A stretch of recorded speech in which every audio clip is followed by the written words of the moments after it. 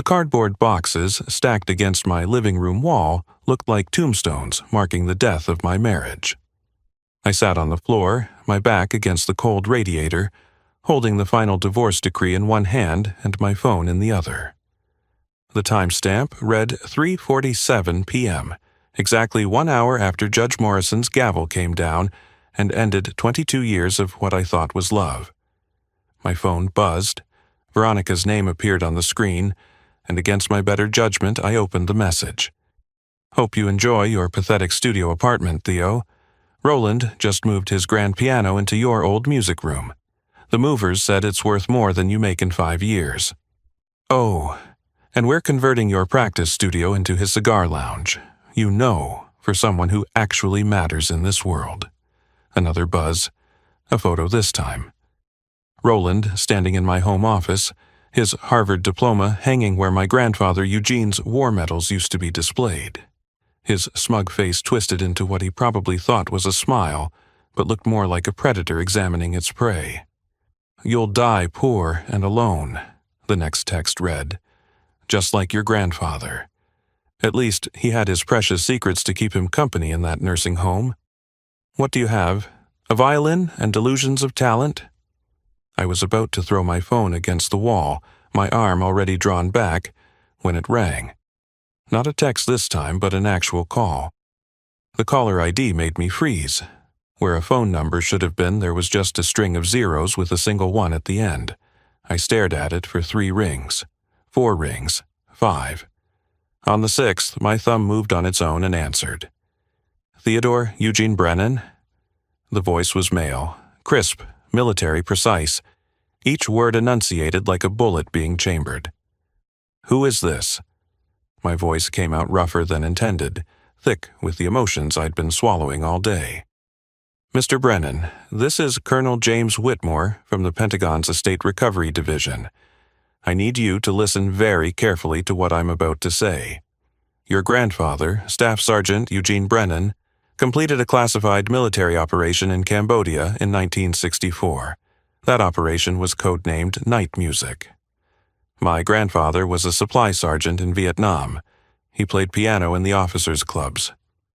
The words came out automatically, the same story my father Douglas had told me 100 times. "That was his cover, Mr. Brennan. Your grandfather was a cryptography specialist with the 5th Special Forces Group. The mission he completed has been classified beyond top secret for exactly 60 years. As of midnight last night, that classification expired." I stood up slowly, my legs unsteady. "What are you talking about?" "Your grandfather recovered something in the Cambodian jungle, something that has accrued significant value over the past 6 decades. He never claimed his compensation due to the classified nature of the operation. That compensation, with interest and adjusted for inflation, is now worth approximately $156 million. The phone slipped from my hand, clattering on the hardwood floor. I could hear the colonel's voice, tinny and distant, still speaking. I grabbed it quickly, my hands shaking. That's impossible. My grandfather died in a state-run nursing home. My parents had to take out a second mortgage just to pay for his care. Staff Sergeant Brennan made a choice, Mr. Brennan. He chose silence to protect his family and his country, but he also made provisions. The money can only be released to his direct descendant and only if certain conditions are met. What conditions? You need to come to Washington immediately. There's a Delta flight leaving O'Hare in 3 hours. A ticket has been purchased in your name. First class, window seat, 14A. Your grandfather specifically requested that detail in his file. How did you even know to call me today right after my divorce?" There was a pause, then, "Your grandfather's instructions were very specific, Mr. Brennan. We were to contact you on the day you lost everything. His exact words were, 'When my grandson has nothing left to lose, give him everything I couldn't claim.' He's been dead for 35 years. How could he possibly know?" Eugene Brennan knew many things, Mr. Brennan. He was very good at predicting patterns. It's what made him invaluable to military intelligence. The question now is whether you're ready to learn what he knew. The clock started ticking the moment I made this call. You have 72 hours to complete what your grandfather started, or the entire inheritance transfers to the Department of Defense. Through my window, I could see Lake Michigan in the distance, gray and choppy like my grandfather's eyes when he'd stare at nothing, lost in memories he never shared. I thought about Veronica's text, about dying poor and alone. I thought about Roland's smug face in my house. Colonel Whitmore, what exactly did my grandfather recover in that jungle? The answer to that question is worth $156 million, Mr. Brennan. I'll see you at the Pentagon tomorrow morning. 800 hours sharp. Bring your grandfather's journal, the one with the musical compositions. You do still have it, don't you? I looked at the one box I'd refused to let Veronica touch during the divorce, the one labeled Grandpa Eugene's Things in my mother's careful handwriting. Yes, I have it. Good. One more thing, Mr. Brennan. Your ex-wife's new companion, Roland Ashford. His grandfather, William Ashford, was a defense contractor in 1964. This is not a coincidence. Nothing about your current situation is a coincidence. Your grandfather saw this coming decades ago. The line went dead. I stood in my empty apartment, surrounded by the debris of my ended marriage, holding a phone that had just connected me to a past I never knew existed. Outside, Chicago's skyline stretched toward a darkening sky, and somewhere in that maze of glass and steel, my ex-wife was celebrating her new life in my old home with a man whose family might be connected to secrets my grandfather died protecting. I walked to the box of Grandpa's things and pulled out his leather journal, its pages yellowed with age, filled with handwritten musical compositions that I'd played on my violin since childhood.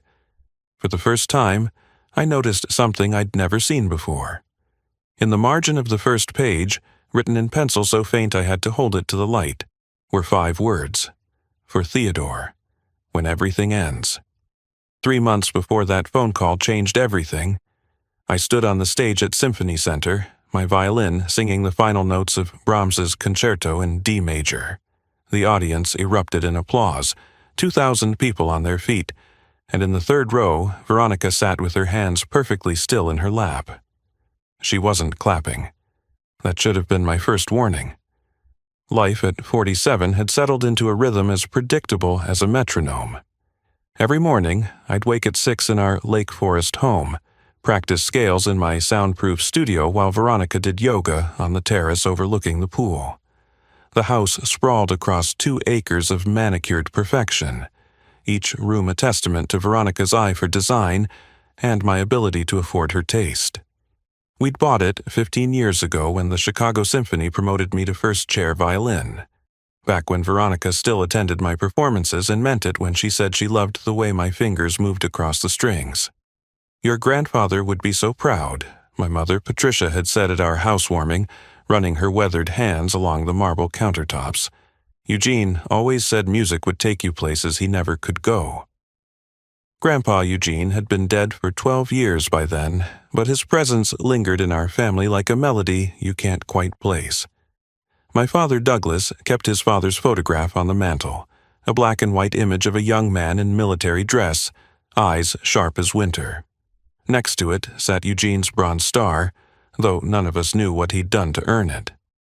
He came back from Vietnam different, Douglas would say after his 3rd beer at family dinners. Spent 6 months in Cambodia before his official deployment even started. Never talked about it. Just played that piano like he was trying to drown out something only he could hear. I'd inherited Eugene's musical gift, but channeled it differently.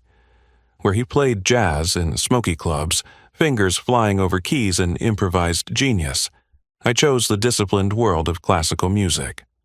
Structure, precision. Every note written down, predetermined, safe. Veronica had loved that about me when we met at a charity gala 23 years ago. "You're not like these other men," she'd whispered that first night, her breath warm against my ear as we danced. "These hedge fund types who think money is music, you create something eternal." She was working for a small, interior design firm then, hungry and ambitious, wearing a borrowed dress and fake pearls that I found endearing. I was 32, she was 29, and when she looked at me, I felt like Brahms himself. Our marriage had been good for the first decade. She redesigned our various apartments as my career grew, each space more sophisticated than the last.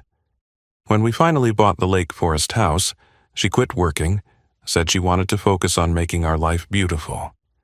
I practiced 6 hours a day, performed 3 nights a week, taught master classes at Northwestern on weekends. We talked about children, but never quite got around to it. Always one more tour, one more renovation, one more something keeping us from that particular composition. The change started slowly, like a violin gradually going out of tune. Veronica joined the country club, started having lunch with women whose husbands ran investment firms and tech companies. She'd come home talking about vacation homes in Aspen, yachts on Lake Geneva, private jets to Art Basel. "Did you know Roland Ashford just bought a Basquiat?" she said one evening, not looking up from her phone. $23 million for a painting. Roland Ashford, the name that would eventually destroy everything. He'd hired Veronica to redesign his Lincoln Park penthouse, a job she took without discussing it with me first. "It's just one project," she'd said. "His money spends the same as anyone else's." But it didn't. His money came wrapped in attention, compliments, and comparisons that left me feeling smaller with each passing day. Roland was 6'2" to my 5'9", Harvard MBA to my Juilliard degree. He'd made $40 million last year while I'd barely cleared $300,000. "Your husband's quite accomplished," Roland said at a dinner party we couldn't avoid, his hand resting just a moment too long on Veronica's shoulder. It must be fascinating living with an artist. The way he said artist made it sound like a quaint hobby, something amusing but ultimately irrelevant. Veronica laughed, a sound I hadn't heard in months, bright and genuine in a way that made my chest tighten. That was 6 months ago. The spring Vienna tour was supposed to be a triumph, 3 weeks performing with the Vienna Philharmonic. Instead, it became the setting for my marriage's final movement. While I played Mozart in the Musikverein, Veronica was playing house in Roland's penthouse. My nephew James catching them in an embrace that would shatter everything I thought I knew about love, loyalty, and the woman who'd once said my music was all the wealth she'd ever need. The FaceTime call from my nephew James came at 2 a.m. Vienna time, while I was reviewing sheet music in my hotel room at the Imperial. His face filled my phone screen, pale and anxious, looking younger than his 23 years. "Uncle Theo, I need to tell you something."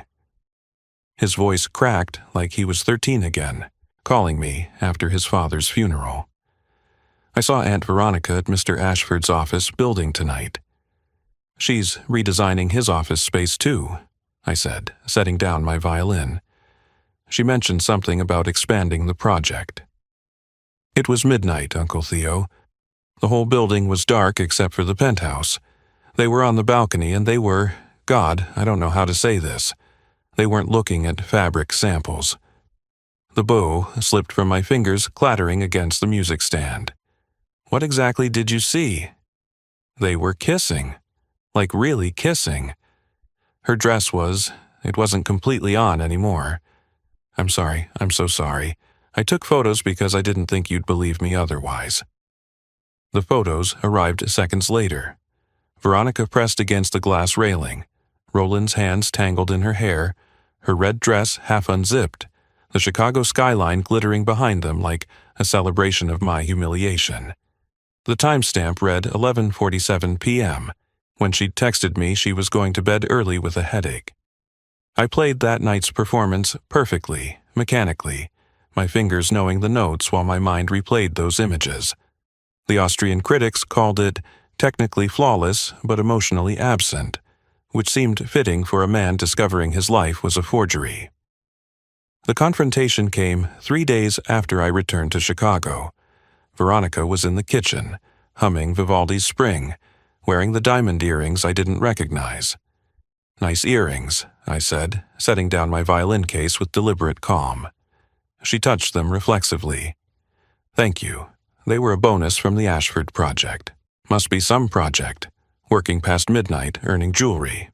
Her face went through a series of expressions like movements in a symphony. Surprise, calculation, defiance, and finally, cold resolve. You know. James saw you. He works in Roland's building, remember? Or did you forget about family while you were undressing for your client? She set down her coffee cup with steady hands. I wasn't going to insult you by denying it. How generous of you. You want me to apologize? Fine. I'm sorry you had to find out this way, but I'm not sorry it happened. She stood, smoothing her skirt with manicured hands that used to trace my face after performances. Do you know what it's like being married to someone who loves dead composers more than living people? You spend 6 hours a day with your violin, Theo. 6 hours. Roland spends that time building empires. I'm a musician. This is what I do. It's what you said you loved about me. I was 29. I thought passion for art meant passion for life. But you don't live, Theo. You just perform. Even our marriage became a recital, the same movements repeated endlessly. Roland shows me new worlds. Last week, we flew to Monaco for lunch. For lunch? When's the last time we went anywhere that wasn't for your work? So you threw away 22 years for lunch in Monaco? No, I threw it away for someone who makes me feel alive. You want to know the difference between you and Roland. When he walks into a room, people notice. When you walk in, they might appreciate your talent, but nobody fears you, nobody needs you. Nobody's life changes because Theodore Brennan exists. Except yours. My money changed your life pretty dramatically. She laughed, bitter and sharp. Your money? Theo, Roland makes your annual salary in a week. That house you're so proud of? His wine cellar is worth more. You're a museum piece, a relic playing relics for other relics. The world moved on, and you're still standing on stage playing music by men who've been dead for centuries. The divorce lawyer she'd hired was her father's golf partner, naturally. Illinois law favored the non-working spouse, especially one who'd sacrificed her career for the marriage. The papers were filed before I'd even processed what was happening.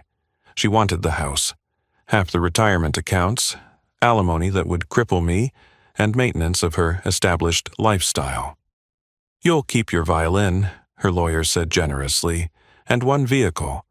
Mrs. Brennan is being quite reasonable. My mother, Patricia, cried when I told her. That woman never deserved you. My father, Douglas, was more pragmatic.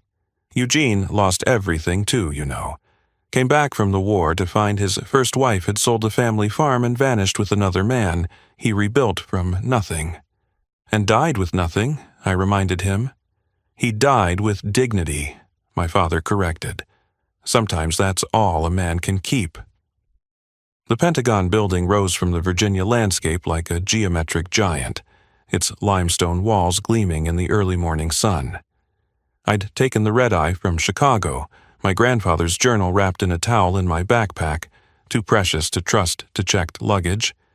The Uber driver, a veteran himself, whistled low when I gave him the destination. Pentagon at dawn, you military? My grandfather was, Staff Sergeant Eugene Brennan. Must have been something special to get you a Pentagon summons. If only he knew. I'd spent the flight reading and rereading Eugene's journal, seeing patterns I'd never noticed before. The musical compositions weren't random. Each piece was dated, and the dates corresponded to military operations in Southeast Asia, but it was the margins that held secrets, tiny notations that looked like dynamic markings but didn't match standard musical notation. Colonel James Whitmore met me at security, his uniform crisp enough to cut paper. He was younger than his voice suggested, maybe 50, with the kind of posture that made you straighten your own spine. Mr. Brennan, thank you for coming. His handshake was firm but brief. Before we proceed, I need to verify your identity beyond documentation. Tell me about your grandfather's piano. It was a 1947 Baldwin Spinet mahogany finish. He bought it from a pawn shop in Raleigh after the war. There was a cigarette burn on Middle C from the previous owner. What did he call his Sunday night performances at the Veterans Home? I smiled despite everything. Church for the unchurched. He said music was the only religion that never lied. Whitmore nodded. Follow me. We descended 3 levels underground, passing through security checkpoints that grew progressively more serious. Finally, we entered a vault-like room with no windows, just fluorescent lights and a metal table holding several file boxes. Your grandfather's real service record, Whitmore said, opening the first box. What you're about to learn has been classified beyond top secret. Even now, certain details must remain redacted. The photographs showed Eugene young and sharp-eyed in jungle fatigues, standing with a unit of men whose faces were blacked out. Behind them, the wreckage of what looked like a small aircraft. Operation Night Music, February 1964. Your grandfather's unit was inserted into Cambodia to investigate a crashed Soviet reconnaissance plane. Officially, there were no Soviets in Cambodia. Officially, we weren't there either. What did they find? The plane was carrying an early computer system, a prototype for encoding nuclear launch sequences, but that wasn't the real prize. The pilot, Viktor Kozlov, survived the crash. He was dying, but conscious. Your grandfather spoke enough Russian to communicate with him. Whitmore pulled out a transcript, heavily redacted but still readable in parts. Kozlov knew he was dying. He gave your grandfather information about Swiss bank accounts used to pay double agents. Account numbers, passwords, the works.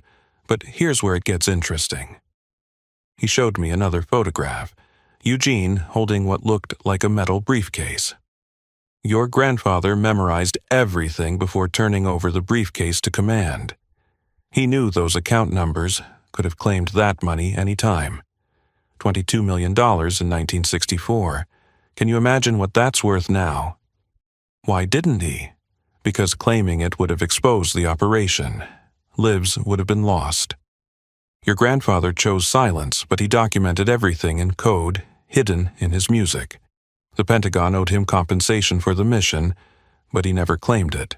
Said it would raise too many questions, put his family at risk. And now? The statutory limit on classification expired. The compensation, with 60 years of interest and Department of Defense guilt multipliers for delayed payment, stands at $156 million, but your grandfather set conditions. Whitmore handed me a sealed envelope, my name written in Eugene's shaky handwriting. He left instructions that this could only be opened by his grandson, and only when that grandson had, quote, lost everything material and could gain everything essential. I opened it with trembling fingers. Inside, Eugene's handwriting filled 3 pages. Theodore, if you're reading, your marriage has ended and you've lost your worldly possessions. I know this because patterns repeat through generations, and I saw your father's romantic nature in you. You love completely, which means you can be hurt completely. The music I left contains more than notes. Each composition maps to coordinates, each rhythm change marks a number sequence. In Baltimore, Storage Unit 447, paid through 2087, you'll find what I couldn't destroy and couldn't claim. The Pentagon money is yours regardless, but claiming what's in Baltimore means choosing truth over comfort. The Swiss accounts still exist, the money cleaned by time but dirty in origin. Names are attached, powerful families who built fortunes on war profits. One name will matter to you personally by the time you read this. You have 72 hours from when Whitmore called you. If you don't claim it, everything goes to defense. If you do, you'll have the power to correct historical wrongs or preserve historical lies. Choose wisely. Music, like truth, resonates across time. Your grandfather, Eugene.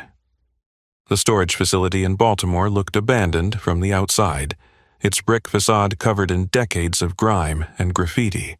But the keypad at the entrance worked perfectly when I entered the code hidden in the third movement of Eugene's Autumn Fugue 1-9-6-4-0-2-2-8. the date of the mission combined with his service number. Unit 447 was at the end of a long hallway that smelled of rust and old paper. The lock turned smoothly despite its age, and inside, a single filing cabinet stood against the wall, military green and unremarkable. On top of it sat a chess set, its pieces arranged mid-game, and I recognized the position immediately. It was the Budapest Gambit, the same opening Eugene had taught me when I was 8.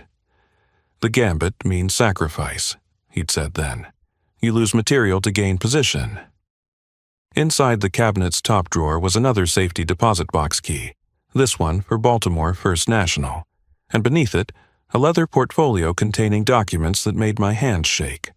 Photocopies of Swiss bank statements dated 1964 through 1970, showing deposits from American defense contractors to Soviet intelligence agents. The amounts were staggering, but the names were worse. Ashford Industries appeared 17 times. William Ashford, Roland's grandfather, had sold defective helicopter parts to the Army while simultaneously funding Soviet operations in Cambodia. American soldiers had died in crashes caused by mechanical failures that Ashford knew about and ignored. The profit margin on those defective parts, 43%. The blood money in Swiss accounts, $22 million. My phone rang, unknown number. Mr. Brennan? The voice was familiar but wrong. This is Roland Ashford. I understand you've been to Washington. How do you know that? The same way I knew your wife was vulnerable to someone who could offer her more. The same way my family has always known about Eugene Brennan and what he took from that jungle. We've been watching your family for 60 years, waiting for someone to claim what doesn't belong to them. Your grandfather was a war profiteer who killed American soldiers. My grandfather was a businessman who understood that war is just another market.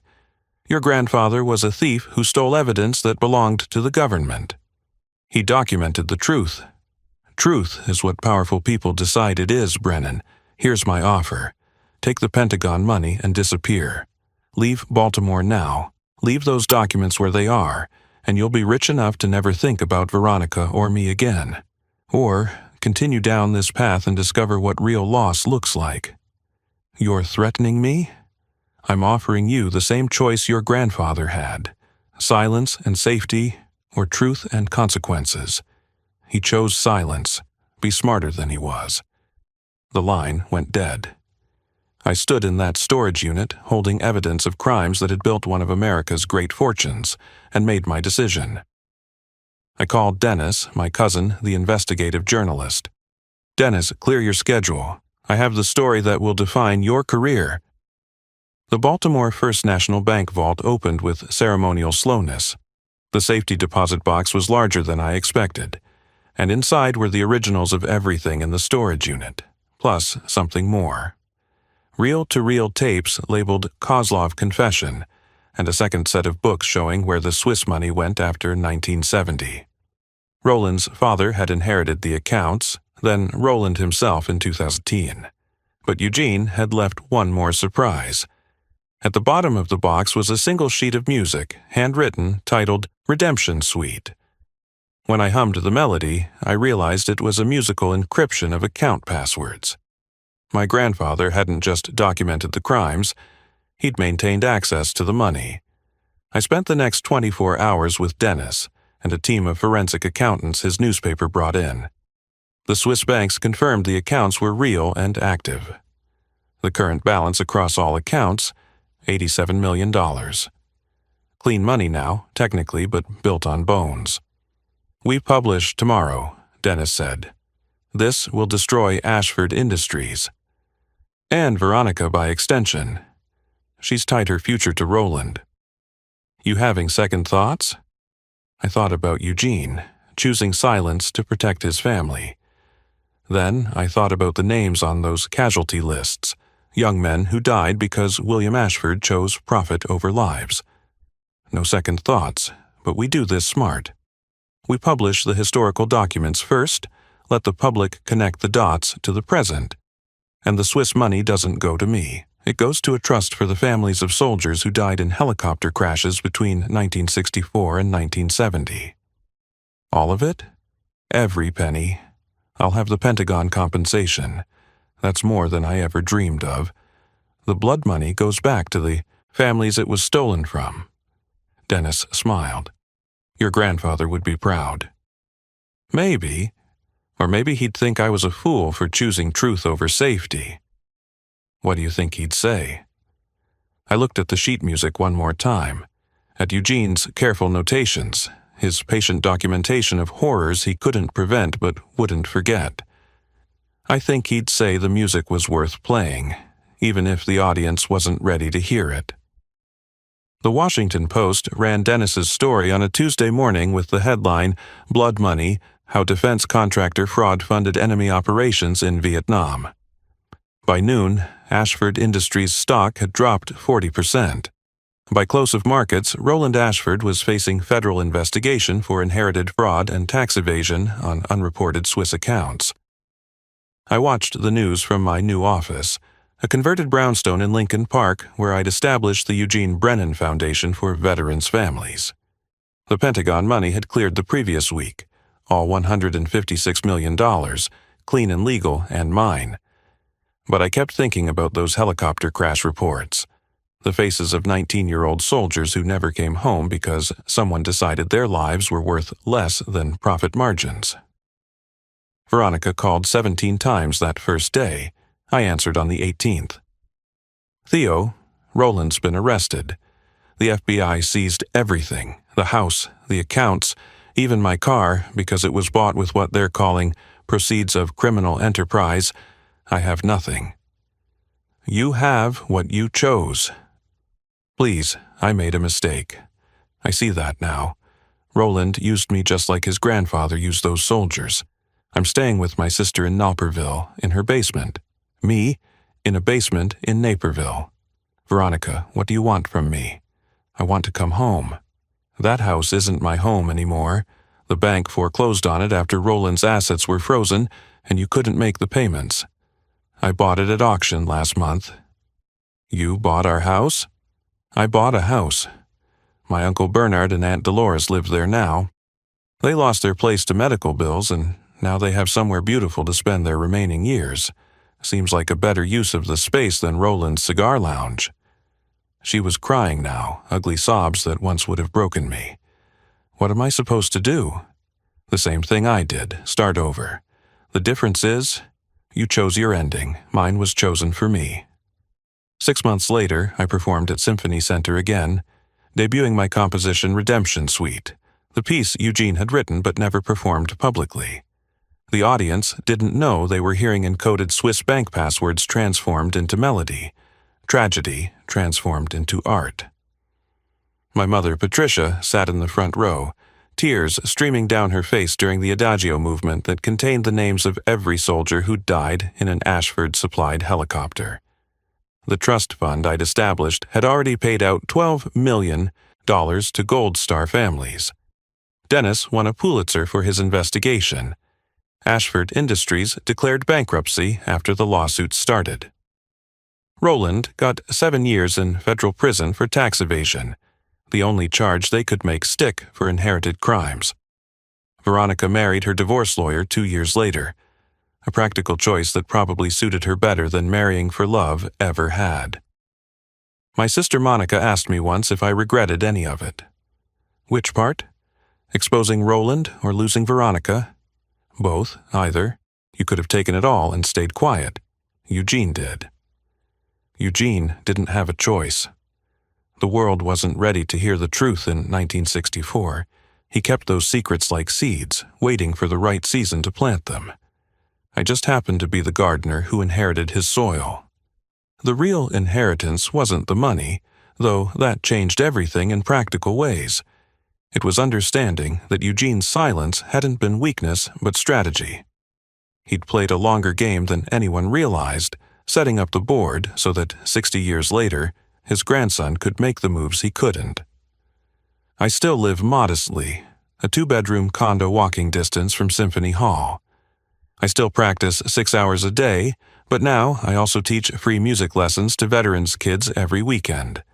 The foundation has expanded to include music therapy programs at VA hospitals, using Eugene's compositions to help soldiers process trauma he'd understood but couldn't discuss. Sometimes I play in nursing homes like Eugene did, and I always end with Moonlight Serenade in his modified rhythm. Most people don't notice the Morse code embedded in the melody, but occasionally an old veteran will look up sharply, recognizing the pattern. Night music, one whispered to me once. You know about night music. My grandfather knew, I told him. He made sure someone would remember. The truth about inheritance is that it's never really about money. It's about the stories we carry, the choices we make with what we're given, and the courage to play the difficult passages even when our fingers shake. Eugene left me more than millions. He left me proof that patient justice might take 60 years, but it does arrive, encoded in the rhythm of time itself, waiting for someone to finally play the right notes in the right order at the right moment. And that moment, it turns out, was worth everything I lost to find it. If you enjoyed this story, please like the video and share it with someone who appreciates tales of justice and family secrets. Comment below if you've ever discovered something unexpected about your family's past, and don't forget to subscribe to the channel for more stories of truth emerging from the shadows of time.